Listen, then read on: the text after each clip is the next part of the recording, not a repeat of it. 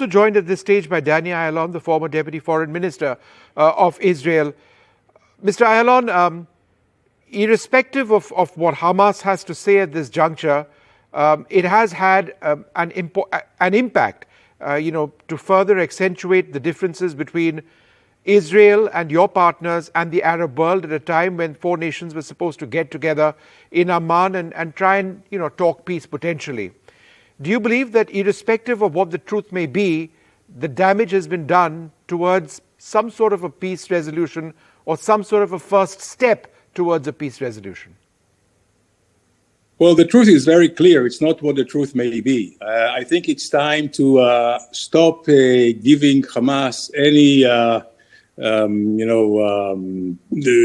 this question or doubts. They are Nazi type. They are ISIS type. They are killing their own people as they're killing us. I mean, this should be quite clear. It is not likely that President Biden himself said that he saw the evidence that it is Hamas or the Islamic Jihad who perpetrated this crime with a failed launch of a rocket, which was actually designated to go to Israeli civilians, but fell on them. Also, the British Foreign Minister and others. Anyway, what we see here is that we are actually looking at a Middle East in a crossroad. Crossroad is either you go the Iran way or you go the Western way. The Iran way is death and misery and all the way up to maybe even nuclear holocaust if they could threaten the world with that as well. Mr. Ayalon, in as much as I understand where you're coming from, what I fail to understand at this juncture is the refusal thus far of Israel to allow humanitarian aid to go in, medical aid, that sort of thing, when in fact Médecins Sans Frontières, the World Health Organizations, the United Nations system are all pleading with you that send that in at least. Well, actually, we are working on medical care and medical and humanitarian aid, even though the first and foremost humanitarian demand should be from Hamas to show some signs of life from the hostages that they took. Is that the trade-off, sir? You show signs of the hostages being alive, and we will ensure that humanitarian aid, medical aid, whatever goes through. Is that what you're waiting for?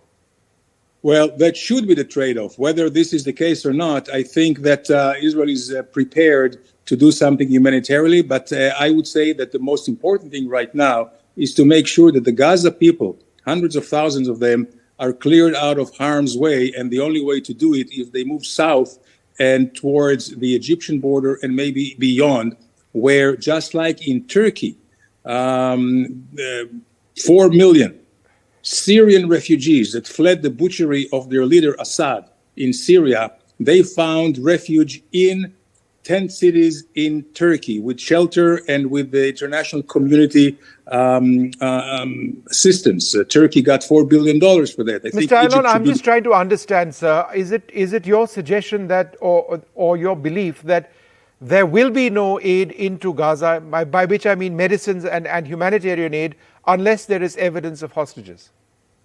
Well, it's a tricky question. I'll tell you why. We have seen just the UNRWA, the United Nations Work and Relief Agency, showing that actually medical supplies and gasoline for electricity was stolen by Hamas from UNRWA refugees.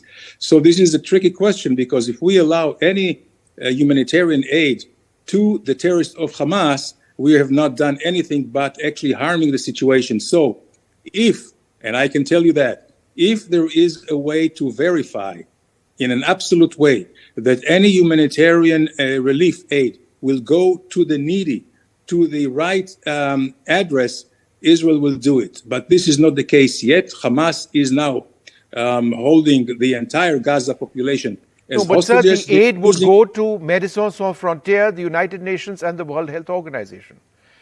And to hospitals where they have their doctors. Well, it's not going to Hamas. You're not giving it to Hamas.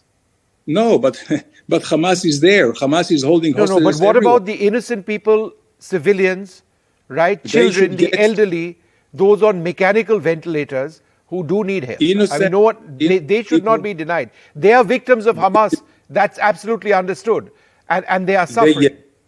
Yes, they should not be denied. And we feel and we will do anything to save any child and innocent person, unlike the Hamas who killed innocent and killed babies and butchered them and decapitated them. This is not our way. So yes, we will do everything that we can, but I'm telling you, it's right now it's tricky because everything that can go into Gaza now is being actually taken and looted by Hamas. So this is why, in order to alleviate the humanitarian situation over there, we have suggested and we called upon the population of Gaza to clear the urban areas, to move away from the Hamas position. Hamas, of course, is not happy with that, and they're trying to block them and to stop them. But at the end of the day, I think we will prevail. And once they are isolated, or once Hamas is isolated, then we can do everything in our power to help the children, to help the needy, to help the sick, and we are intended to do that. Mr. Ayalon, I'm just trying to understand, in as much as Israel has asked for 1.2 million plus people to move south of the river, if you do actually go in physically, and that seems to be the case, would you not actually occupy, or even on a temporary basis in your hunt for Hamas, the southern regions? Now, if you were to do that in hunting down Hamas, isn't the possibility of civilian loss of life as strong, if not more? You've just got more people in a smaller area in the south of Gaza. Well, we do not intend to occupy Gaza. In fact, we left Gaza altogether in 2007 with the hope that there will be a sea change over there for a normal and responsible regime that will take care of the population with coexistence and peace with us. This was not the case. Gaza has turned into a terror basis, and it has to be clear, just like the Nazis were clear, just like the imperial Japanese were defeated in an unconditional way back in 1945. This is what's going to happen with Hamas. And once they are surrendered and are no longer relevant as an entity whatsoever, then Israel is not going to stay in Gaza. Then we will have to think about the day after. Who can take over? Is it the Palestinian Authority that can take over? Is it some kind of an international structure with maybe some Arab multinational force or UN force? This has, will have to be thought. All right, so lots of points over there. I think none of us really know where this is going at this juncture. Thanks very much for being with us.